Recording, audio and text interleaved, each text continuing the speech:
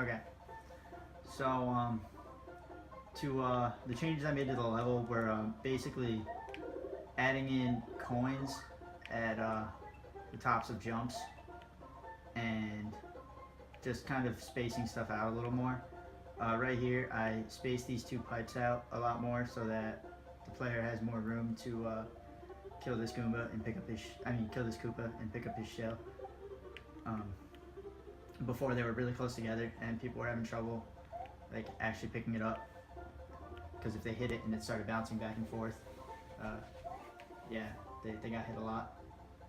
I put a piranha plant in that pipe just to make it so you couldn't trust every single pipe. I've had trouble with what I'm putting in that question mark block that I just hit.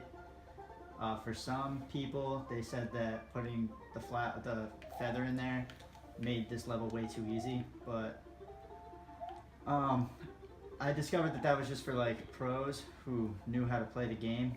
The people who don't know what they're doing, the feather didn't really do much different for them. It just made all the jumps easier, kind of like what my plan was. So yeah, I kept the feather in there because I want this to be a more intermediate level.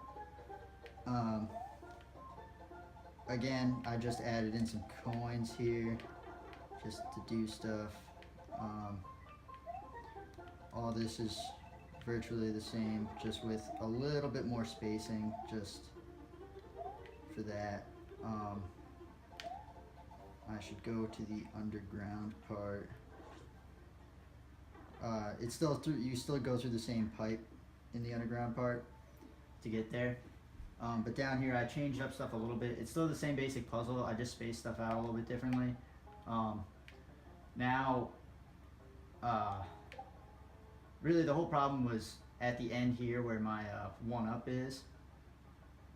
If you knew it was already there, you could just run over there and hit the one-up and get it and walk away, because there was just like a coin under it. So what I did was added those gray blocks so that you can't just, run up and hit it with a shell already or something if you already know it's there. You have to do all of this.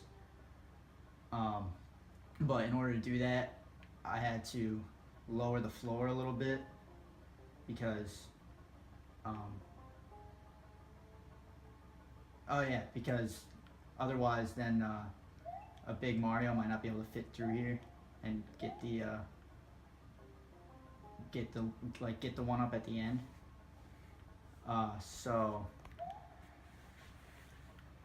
But since that was too low here, I had to keep the floor the same height here, because then you can't make the jump with the trampoline and still throw the Koopa shell. So, yeah. When the ground was too high, like if you were big, you wouldn't have been able to walk under here and still get the one up. The one up would have just kind of went off to the side. You would have had to wait until like the end of the P block, which then you wouldn't have gotten the one up.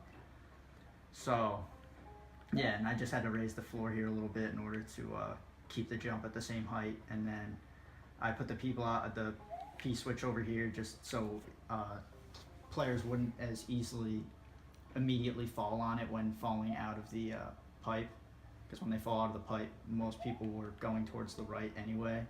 So when you put the P switch towards the left, they're not going to hit it. We're doing that.